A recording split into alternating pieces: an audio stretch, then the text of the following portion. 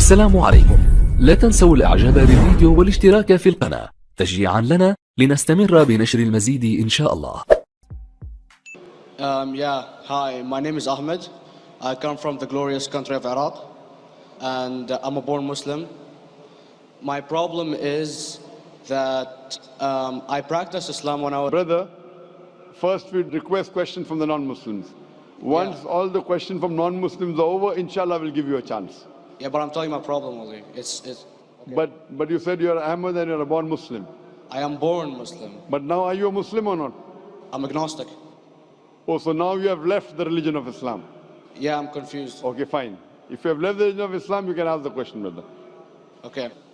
So my question is, how come I don't have the faith that you and the other Muslims have and some of my friends, even though I practiced Islam a lot and I even did Umrah, but I still do most of the sins that are forbidden in Islam, and I sometimes am lazy to do the prayer and the other subjects we have to do in Islam. I have read many books and about other religions and conspiracy theories and documentaries and such. I even have seen your own videos on YouTube, and there are many questions that go around my head about Allah and the Messenger and Muslims in general.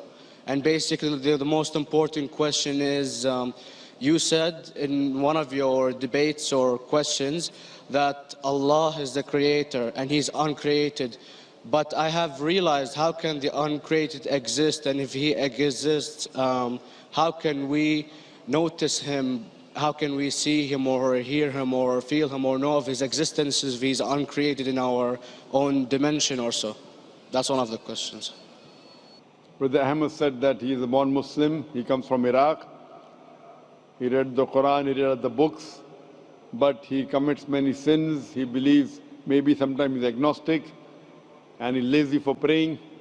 Brother, before I answer your main question, if you do sins and if you're lazy for praying, that does not make you a non-Muslim. As long as you believe that praying is fard, sometimes you miss, it's a sin. It's a major sin that you sometimes don't pray, but that doesn't make you a non-Muslim. If you say praying is not required, then you're doing kufr. But if sometimes you do sin, sometimes minor sin, sometimes major sin, it is haram, it's forbidden, but that does not throw you outside the fold of Islam. There are sometimes waswasa of the shaitan asking you, you're a Muslim, but this is wrong in Islam, this is wrong. And it does deviate the person's mind. At that time, maybe your iman may be low. But these things should not make you consider that you're non-Muslim.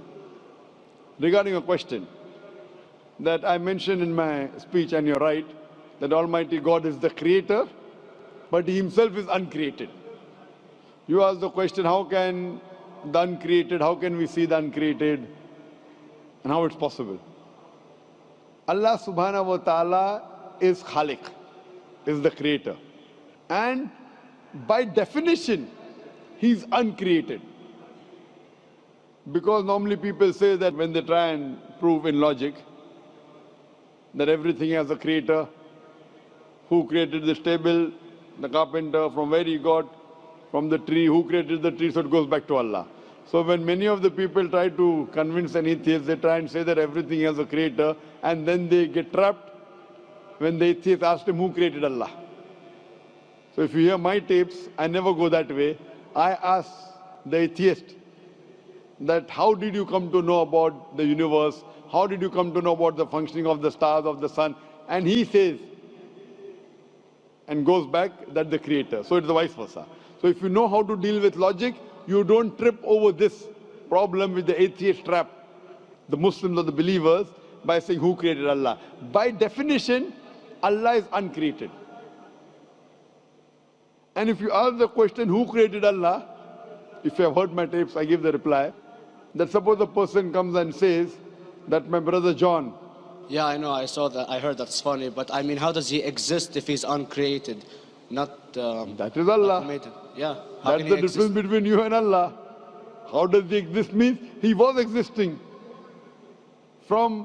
He doesn't have a beginning. You and I have a beginning, that's human being. So that's the difference between us and Allah. You can't say that Allah has to be like us. If Allah is like you and me, why should we worship him? I see, but have you heard of the phenomenon, the Big Brother, used by various orders and political agendas to control the people and such by implementing it into multiple gods, and then later on it became a monotheistic religions all over the world to make it easier for Big the Brother, people to... sorry, I've never heard of the religion Big Brother. It's not a religion, it's like a theory, an idea, basically. For What does it say? Yes? What does this idea say? What does it say? Is that when you have a big brother, it's easier for you to live life. When you have someone watching you the whole time, understanding you the whole time, protecting you the whole time, being with you the whole time, and you can talk to him, although he never talks to you back, maybe in your dreams, do it to your mind and such, it's easier for you to live. While a human who does not have a big brother and is not easily controlled into doing so and is having complete freedom is a danger for the major ruling powers and such. What does this say? I don't understand. Big brother may be there, big brother may not be there. What does it have to do with Islam and God?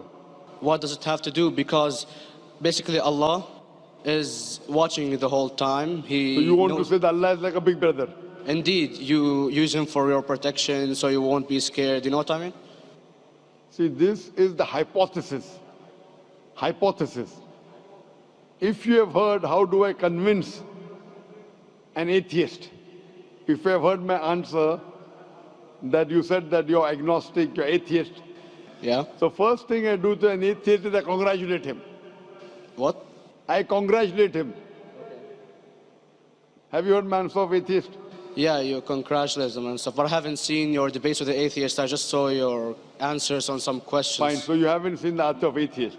No, but I've seen your debate with David William Campbell. And David William Campbell is not an atheist. Yeah. Now, when an atheist tells me he does not believe in God like your theory of Big Brother, yeah, and if you believe in that theory, I will ask you, first thing I do to the atheist, I congratulate him. You know why? Yeah, because they think and they don't follow what their parent does and such stuff like that. No. I congratulate him because he is not doing blind belief. The other people are doing blind belief. He is a Christian because father is a Christian. He is a Hindu because father is a Hindu. Most of the Muslims are Muslim because father is a Muslim. He is thinking. He says there is no God. He has said the first part of the Islamic Shahada, La ilaha.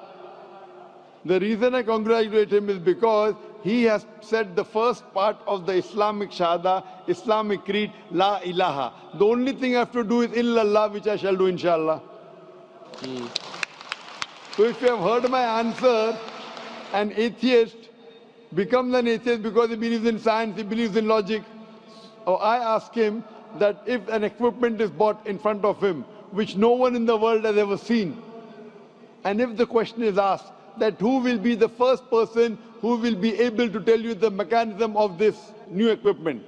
What is the answer? Of course, he's going to tell you the producer or the maker of this equipment. Creator, producer, maker. So when we ask him questions that how did this universe come into existence, he will talk about the Big Bang. This what we're going to talk is already mentioned in the Quran 1400 years ago in Surah Anbiya chapter number 21 verse number 30. Avalam yaral lazina kafaru anna samawati wal arda kanat ratkum fataqnahuma. Do not the unbelievers see that the heavens and the earth were joined together and we clove them asunder. This what you came to know 50 years back is mentioned in the Quran 1400 years ago. Who could have mentioned that?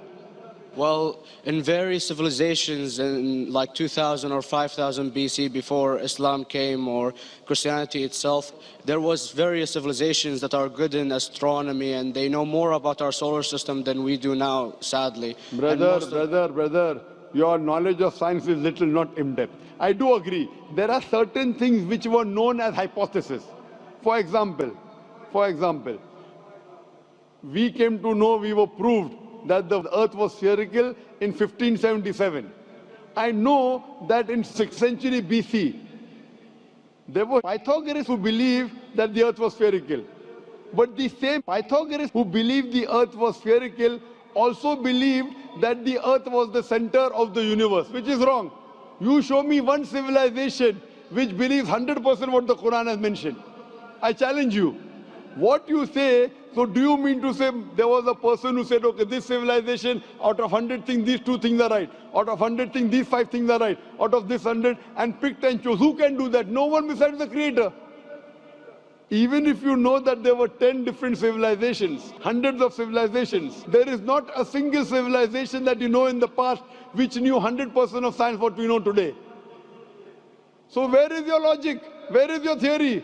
I do know that certain things were hypotheses which were proved later on, but there is not a single civilization which knows everything what is mentioned in the Quran. So the answer goes back to the original question, who could have collected this in the Quran? Someone 1400 years back, could he do and say, okay, out of these 100 things, these 3 are right, out of these 100 things, these 2 are right, out of this, it's not possible. Mathematically, it's not possible. Well, you never gave the idea of extraterrestrials or so. I mean, knowledge is power. And brother, I'm asking you a simple question. We are not come here to have a debate. yeah. I'm asking you a question. Point out a single civilization. You're asking something else. Yeah, we are not here to discuss. You can come in the room and discuss. You ask a question, I'm giving you the answer. You gave about old civilization. I told you you're right. But out of 100 things, 98 they were wrong. So I'm asking you, who could have mentioned this in the Quran? You're talking something else now. Yeah, well, I'm asking a simple question, 2 plus 2 equal how much? You are saying, I'm telling you 3 multiplied by 3 is how much? I'm asking a name, you're telling that where do you live? Yeah, I'm asking a simple question, name me a single civilization which has everything what was mentioned in the Quran. Do you know of any or not? Yes or no? Well, not everything, of course. Even not 10%. Why? Babylon knows of most of the planets and such.